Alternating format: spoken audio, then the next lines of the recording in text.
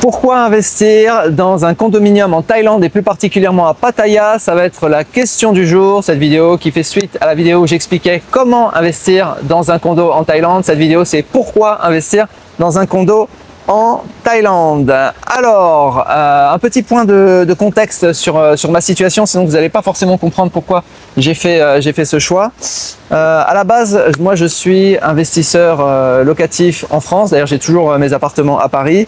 En fait, je recyclais tous mes excès de liquidité dans des appartements à Paris et que j'ai mis en location, location nue et location meublée. Voilà, donc j'étais monté à la répartition de mon patrimoine, donc ça remonte à, je sais pas, 15-20 ans. C'était 90% dans l'immobilier physique et j'ai eu pour objectif à un moment donné de me dire je vais réduire mon exposition à l'immobilier physique à Paris pour investir dans d'autres classes d'actifs, notamment les ETF, les actions, un peu le crowdfunding, etc. etc. Ce que j'ai fait, ce que j'ai réalisé, j'avais pour objectif de descendre à 50% d'immobilier physique, pas plus. Je suis descendu en réalité à 40% en immobilier physique. Et le reste sur des actions, ETF, et, obligations, etc. dont je suis très content. Et j'ai vécu en Asie et à chaque fois que je vais dans un pays, je cherche, je regarde un petit peu l'immobilier physique, je prospecte un petit peu pour faire quelques petits réinvestissements si possible. Et j'allais de déception en déception. Voilà, à chaque fois je faisais des vidéos en disant je vous explique pourquoi je n'investis pas à Singapour, pourquoi je n'investis pas en Malaisie, pourquoi je n'investis pas à Bali.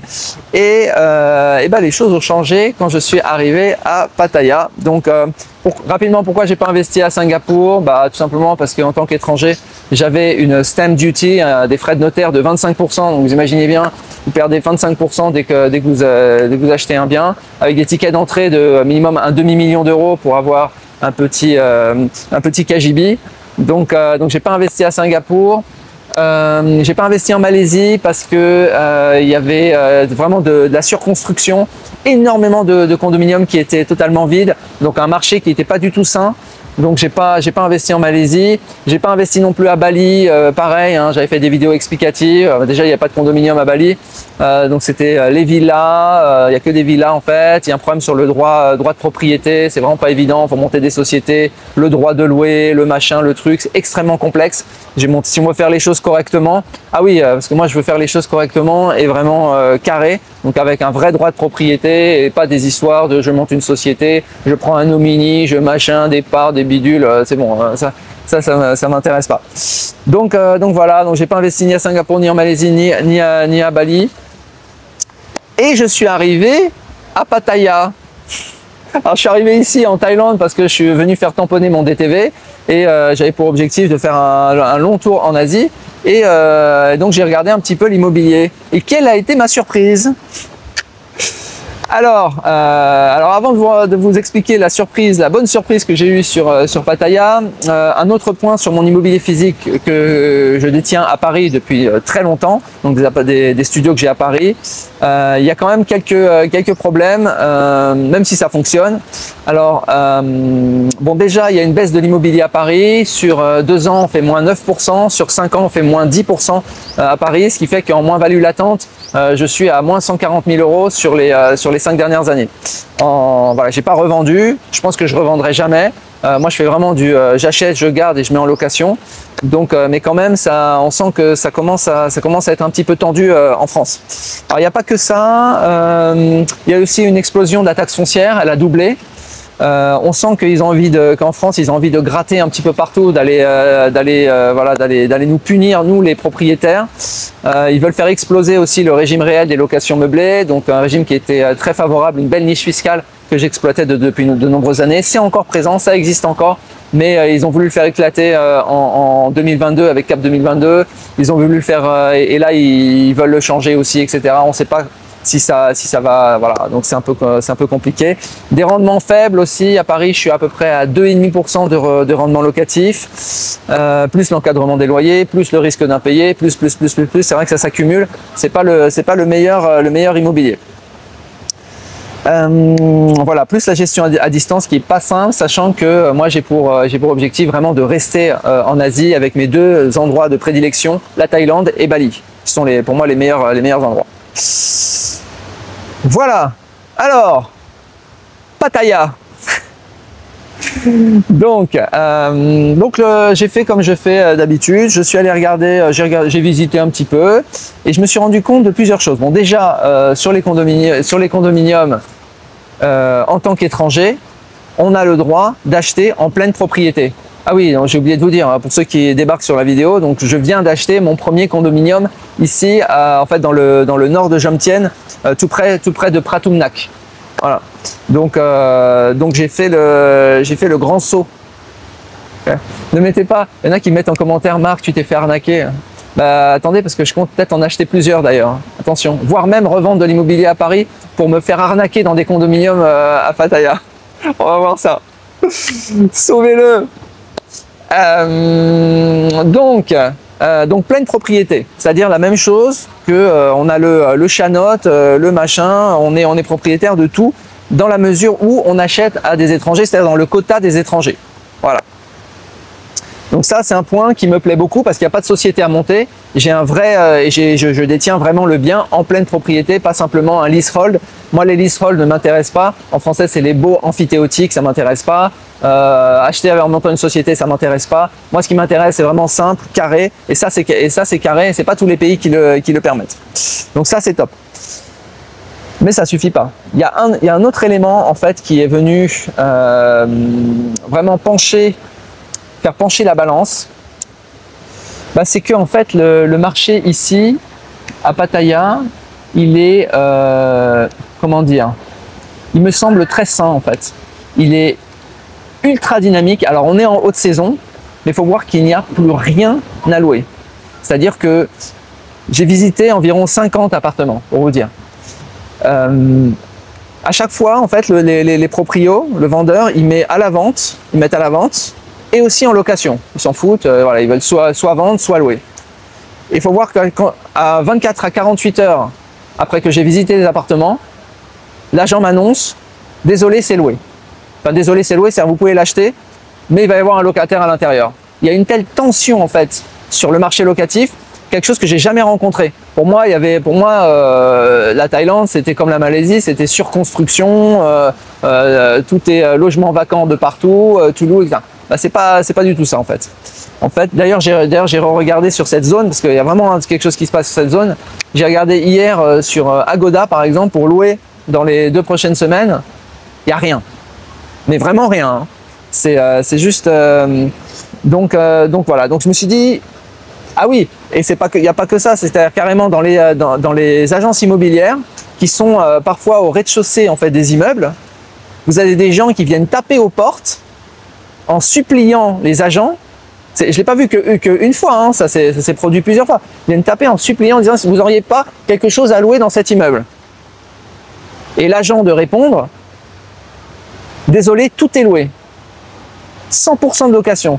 Donc là, j'ai dit, ouais, là, il y a un problème. Il y a une tension locative, il y a une demande qui est ultra forte.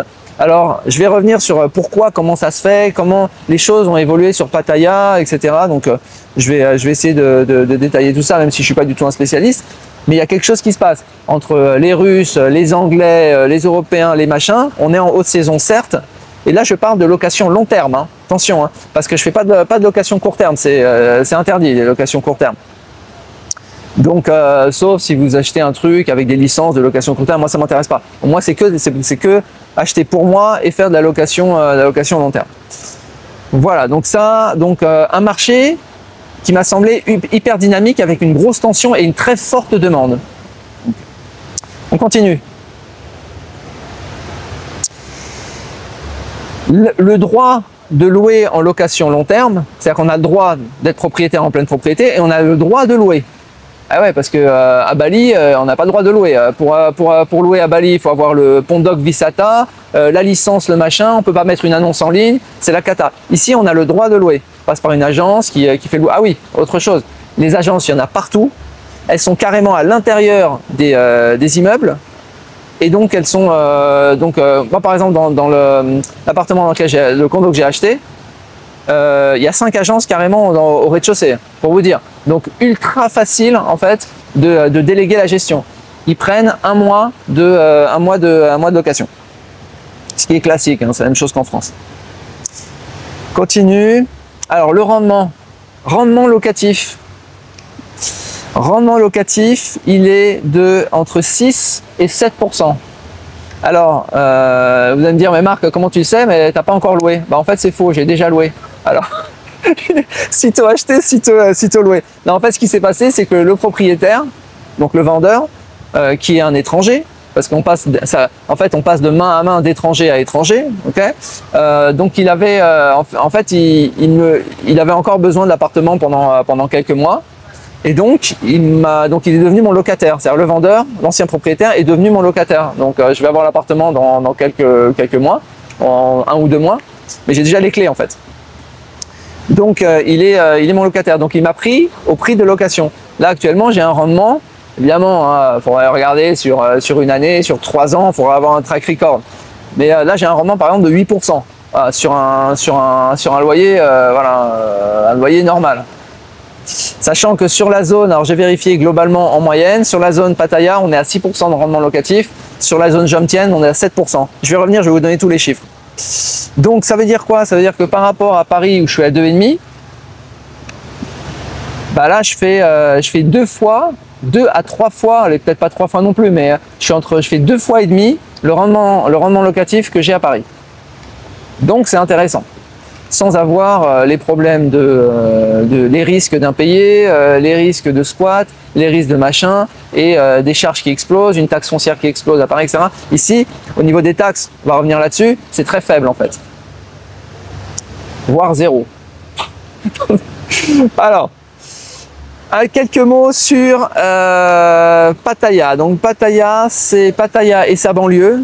Donc ça s'étend à peu près, hein, j'ai regardé, Pattaya, pour moi, désolé pour les puristes, pour moi Pattaya, Pratumnak, Jomtien, tout ça c'est un bloc en fait. Donc c'est une zone qui s'étend sur environ 25 km quand même de plage. Okay, là je fais cette vidéo, on est à Pratumnak, on est entre les deux, on est entre Pattaya et Jomtien. Sur Pattaya et sa banlieue, on est sur 300 000 habitants. Voilà, pour vous donner un ordre d'idée. On est à environ 1 heure de Bangkok. Ça dépend si le taxi, moi il a mis 45 minutes pour le faire, mais c'était une fusée.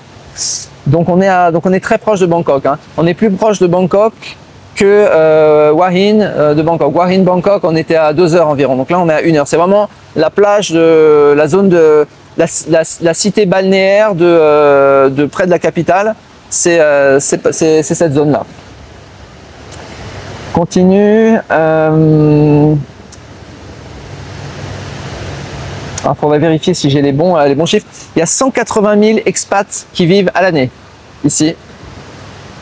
Il y a 70 000 hôtels. Alors je sais pas si les chiffres, là il faudrait vérifier. Hein. Fact-checking. Hein. Je sais pas, j'ai mis 70 000 hôtels, ça me paraît quand même beaucoup. Top des touristes qui sont ici. On a Russie, numéro 1, Inde, Chine, Corée du Sud, Vietnam. Nombre de touristes en 2023, accrochez-vous bien sur cette zone, 23 millions sur Pattaya. Nombre de touristes estimés pour 2024, 27 millions de touristes. Ouais, ça fait beaucoup. Vous comprenez pourquoi il n'y a plus rien à louer. Et pourtant, il y a beaucoup d'hôtels, il y a beaucoup de condos, il y a beaucoup de tout. Mais apparemment, ça ne suffit pas. Ouais, tout le monde veut venir en Thaïlande. Sauf les retraités, avec la nouvelle fiscalité, les retraités ils veulent partir. Ils veulent partir mais ils vont quand même rester. Donc voilà, on est à demi-année, là on est à 15 millions déjà de touristes qui sont du 1er janvier jusqu'à juin. J'ai vu, ils ont déjà les chiffres, on est à 15 millions. Donc ils s'attendent jusqu'à, ils n'ont pas encore les chiffres à fin 2024, mais ils vont être à 27 millions. Voilà, on est bon. Ah oui, alors autre élément qui est intéressant ici, c'est le ticket d'entrée qui est super abordable, puisque donc moi j'ai acheté un appart autour des 75 000 €, mais il y a des apparts qui valent, il y a des condos qui sont un peu plus éloignés. Le mien il a vue mer, il est pas très loin de la mer, il est super bien placé, donc il est un peu cher. Mais cher, 75 000 €. Mais vous avez des condos qui sont autour de 40-45 000 €, voire même moins, qui sont juste 1 ou 2 kilomètres plus loin. Donc des tickets d'entrée, on n'a pas besoin de débourser 500 000 € pour avoir un appartement ici.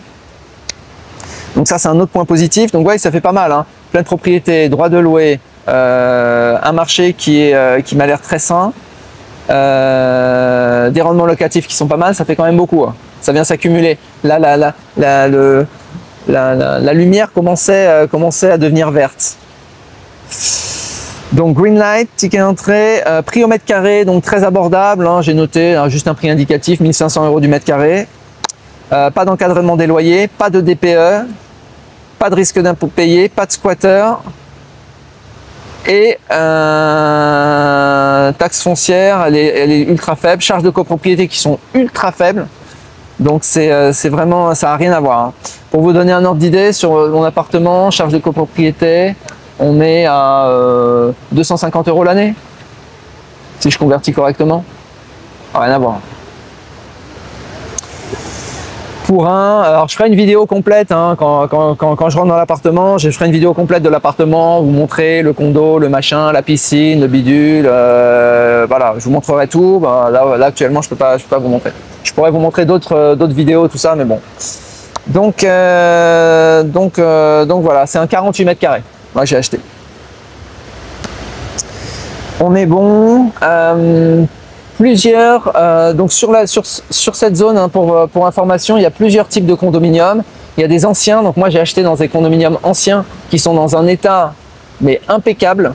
Donc voilà, il y a un marché de l'ancien, un marché des nouveaux, vue mer, proximité avec la mer, différentes zones, hein, je vous ai dit Pattaya, Jomtien, Pratumnak, donc avec des prix qui sont évidemment très différents si vous achetez dans le neuf, ou dans l'ancien, etc. En général, dans le neuf, les gens ne sont pas trop chauds parce que c'est des toutes petites surfaces. En gros, dans le neuf, vous avez des studios. J'ai visité des trucs à 23-24 mètres carrés, donc c'est vraiment petit. Alors que dans l'ancien, on a des studios qui sont déjà à 50 mètres carrés, voire j'en ai visité un même de 70 mètres carrés dans les anciennes constructions. Donc clairement, les condos anciens en fait m'ont beaucoup plus plu que les nouveaux condos qui étaient aussi un peu mal insonorisés. Et avec des charges parfois un peu plus chères et puis des services dont j'ai pas forcément besoin, salle de gym, des saunas, des hammams, des machins, des trucs. J'ai pas forcément besoin de payer des charges pour ça. Je préfère avoir des charges un peu plus faibles. Voilà, bah écoutez, donc voilà pourquoi j'ai acheté.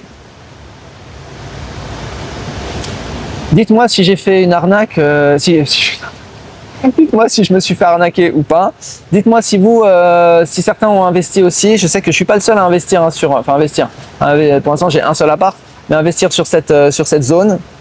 Voilà, je vais vous donner aussi l'historique des prix parce qu'il y en a qui m'ont dit attention Marc, attention les prix n'augmentent pas à Pattaya. Alors c'est vrai, j'ai eu la confirmation notamment sur les anciens condos. Les prix sont très flat en fait. Alors moi, c'est un petit peu augmenté, mais ça augmente pas énormément. Mais en même temps, c'est vrai que par rapport à Paris, qui baisse depuis 5 ans, je veux dire, rester stable, c'est déjà mieux que ce que fait Paris.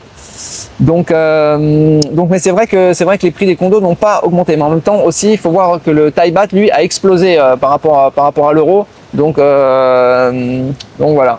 Alors historique, point d'histoire sur Pattaya. Alors, début des années de 2000 à aujourd'hui, donc 25 ans, qu'est-ce qui s'est passé? Donc, début des années 2000 et fin des années 2000, donc de début des années 2000 à fin des années 2000, Pattaya est devenue une destination prisée des touristes et des expatriés, stimulant la demande pour les condominiums.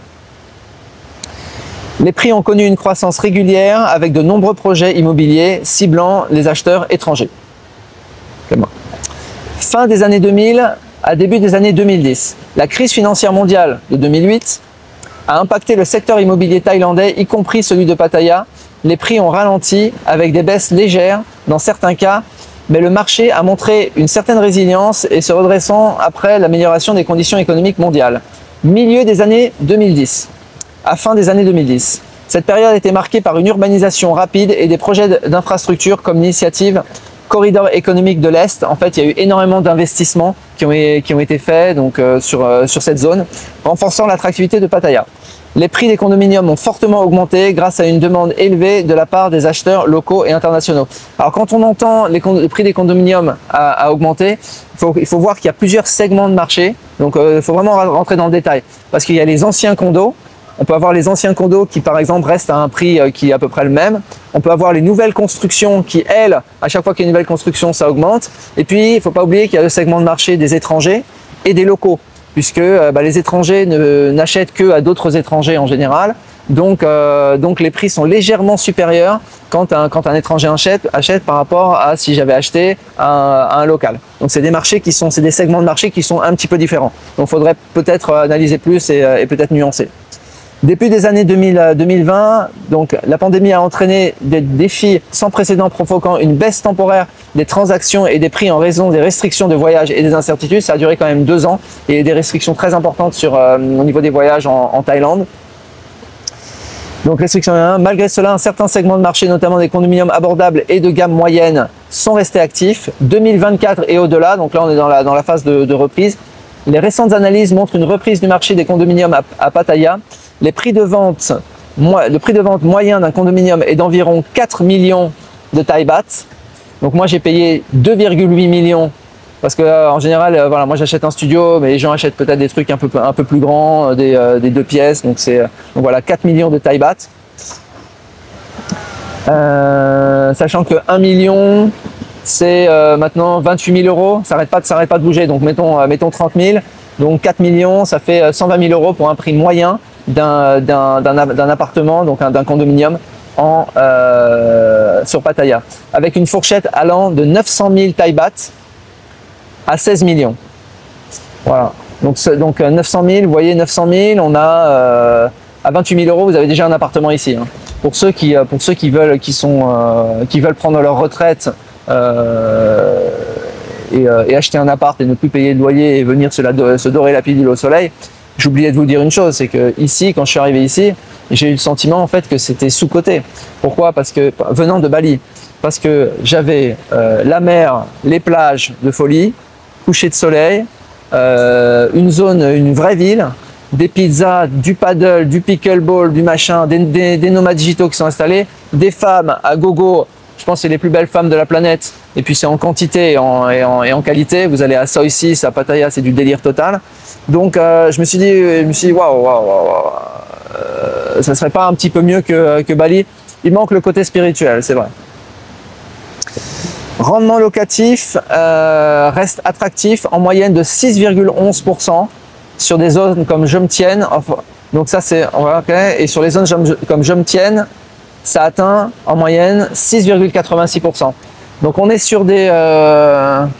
je ne veux pas recevoir de commentaires, mais Marc, enfin, c'est moins que Realty. Realty, c'est du 10%. On peut pas... Quand on fait de la gestion de patrimoine, on ne va pas investir 1 million d'euros, enfin tout son patrimoine sur Realty.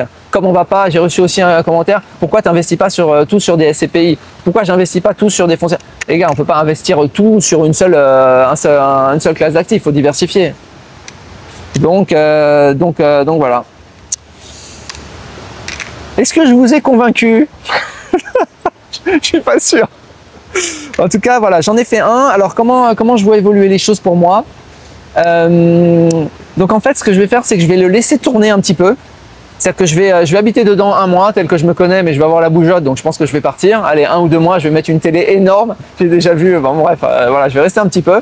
Je vais me sédentariser, je pense, pendant 1 ou 2 mois sur cette zone. Ça va être difficile de partir parce que j'adore cette... je commence même à avoir des amis sur place, des amis IES. Ensuite, je vais le mettre en location, long terme. Je vais vérifier que j'ai du 5-6% de rendement et que ça se loue, et que ça fonctionne et que ça roule. Et je pense que si ça roule, je pense que je vais me faire arnaquer une 2e fois, parce que je pense que je vais en faire un 2e. Et d'ailleurs, je visite demain de nouveaux appartements avec vue mer. Toujours, moi, je ne prends que les vues mer. Voilà les amis, bah écoutez, j'ai vérifié aussi pour ceux qui m'ont dit Marc, attention pour le nom sur ton Chanotte, parce que j'avais un nom, il est écrit en thaï.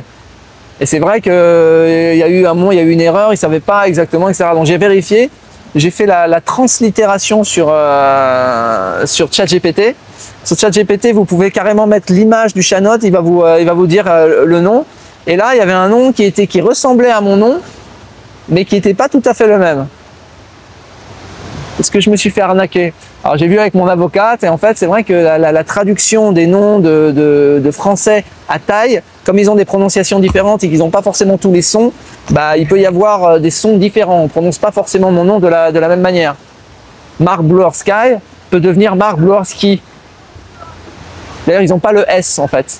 Donc voilà. Mais elle m'a dit il n'y a aucun problème parce qu'en fait c'est lié au purchase contract, à l'acte d'achat où là figure en fait le nom plus le passeport plus le machin. Donc elle me dit il y a aucun souci. C'est bon. Voilà. Là je vois les messages qui vont me dire mais Marc, pourquoi tu lui fais confiance à cette avocate? D'ailleurs j'ai reçu énormément de questions de gens qui me disaient mais est-ce que tu peux nous donner le nom, l'avocate, etc. C'est pas une avocate francophone, hein. C'est une avocate thaï.